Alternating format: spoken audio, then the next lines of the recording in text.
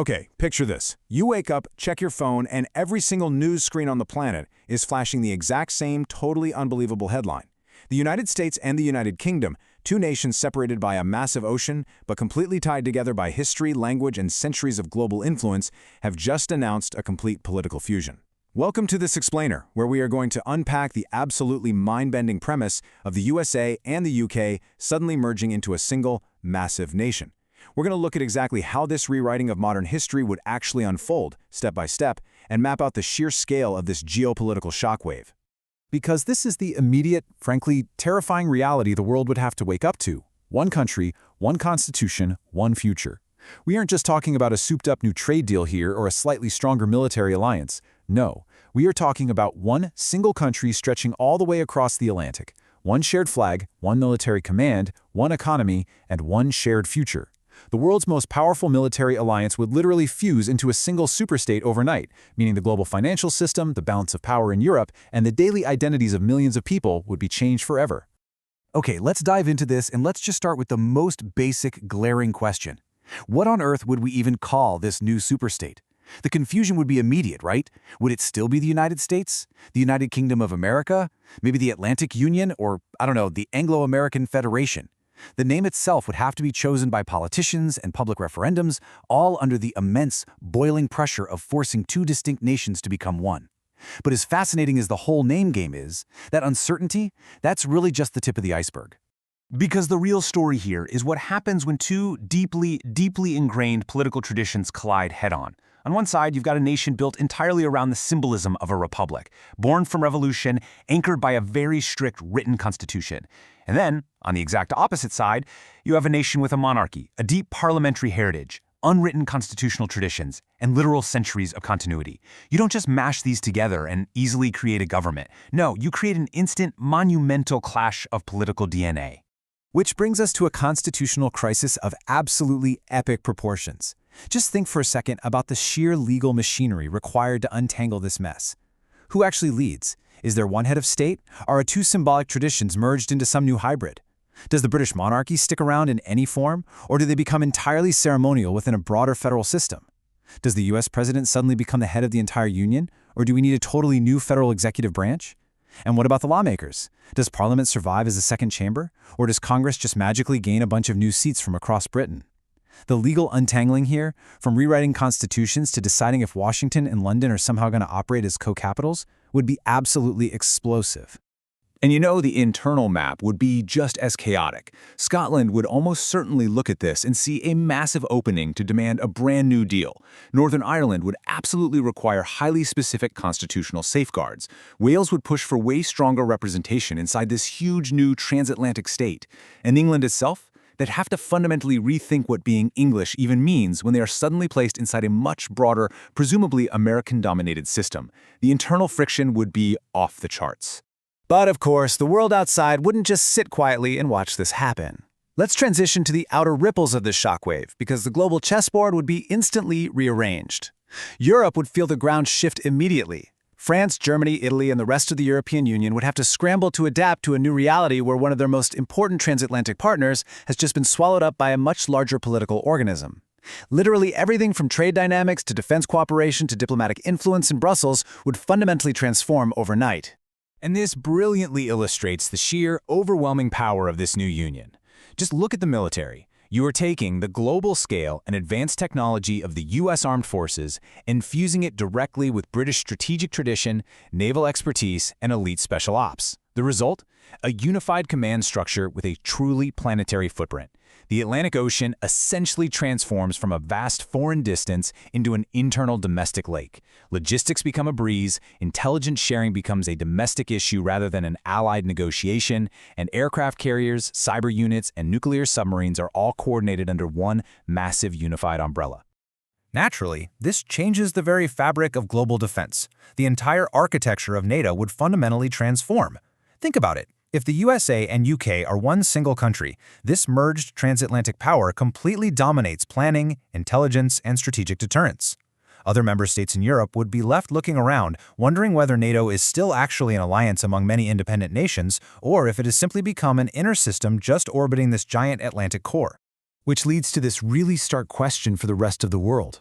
global rivals like Russia and China would immediately interpret this through a very nervous, highly strategic lens.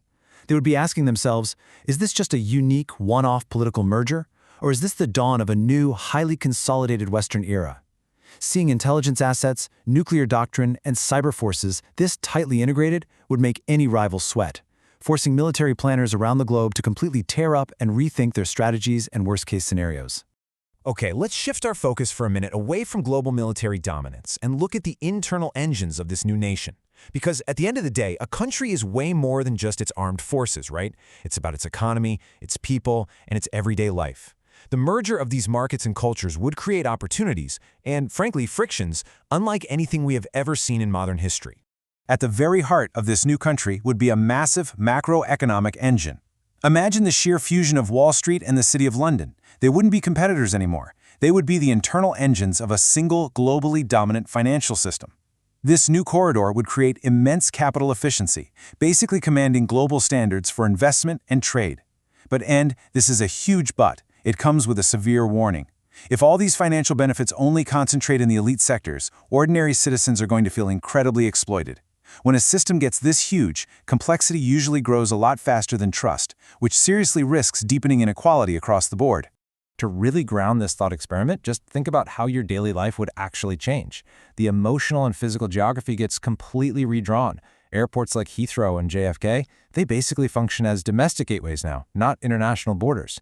Exchange rates and trade friction just completely vanish. Work permits between the two halves of the Union cease to exist entirely. A banker in Edinburgh or a filmmaker in LA could move back and forth seamlessly under one single legal system. For families with ties in both places, the convenience would be absolutely incredible. But let's be real. It wouldn't all be smooth sailing. Prepare for the inevitable, brutal collision of social policies. Imagine trying to reconcile the US's market-driven healthcare system with the UK's fiercely beloved National Health Service. How does that even work? Would the merger somehow produce a hybrid system? Or would it just trigger endless, bitter political battles where Americans are complaining about waiting lines and Brits are complaining about massive medical bills? Harmonizing education, welfare, and labor laws wouldn't just be a logistical nightmare. It would be a deeply emotional battleground. Let's move to and see how this builds into an undeniable, massive positive, the creation of the ultimate innovation hub, combining Oxford, Cambridge, Harvard, MIT, Stanford, and Imperial College into one single national knowledge sphere would completely reshape global science. We're talking about an unstoppable single-talent pipeline that would dominate patents, tech breakthroughs, startups, and medical research. Ambitious people from all over the world would look at this union as the single most powerful opportunity platform on Earth. And culturally, the possibilities are just fascinating. The USA and UK share a language, sure, but they definitely do not share the exact same culture. Imagine American scale and spectacle blending with British refinement and understatement. Imagine Hollywood and the BBC acting as partners inside a shared media sphere. American relentless optimism mixing with British dry irony. It would be a truly incredible social experiment. Would the best of both societies perfectly complement each other, or would we just end up locked in a permanent argument over how to properly pronounce aluminum and whether or not it's a crime to put tea in the microwave? Now this brings us to the final act of this thought experiment, focusing on the deepest challenge of all, the ultimate identity crisis. A country isn't just laws and money, it's made of memory, tradition, and symbols. Moving from a special relationship to a single political destiny demands sacrifice. How do you even begin to rethink national anthems? How do you rewrite historical narratives so neither side feels erased from the history books? Just imagine trying to redesign the Union Jack and the Stars and Stripes into a single flag without causing a massive public outcry. So the crucial point really comes down to a very simple truth. People want the strength of togetherness without the grief of losing what made them distinct. The political art of managing this scenario is honestly way more important than the combined military might. Because while power can be merged quickly through legal documents and signed treaties, true belonging takes generations to build. If the new identity feels manufactured by politicians rather than organic, the Union instantly becomes incredibly fragile. And let's definitely not forget about geopolitics, because every single rise creates a response. The rest of the world would not just sit by and let this happen. There would be massive pushback. The European Union would practically be forced to become more cohesive just to balance the scale. Asian powers would urgently deepen their cooperation. Commonwealth dynamics would shift dramatically. Simply put, the more powerful this transatlantic union becomes, the harder the rest of the world is going to push back to prevent total global dominance by a single state. Which leaves us with this final stark question. If this incredible merger were to actually happen, if the Atlantic stopped dividing two nations and started uniting them, how would we view it? Would this be the ultimate post-national dream, the birth of a democratic superstate that leads the world in climate action, space exploration, and soft power? Or would it be a dangerous concentration of power, a return to empire in a brand new form, and a tragic loss of everything that made these two distinct nations so meaningful in the first place? Would you call it destiny or domination? It's a profound test of our political imagination and an absolutely fascinating lens to which to view the balance of power in our world today.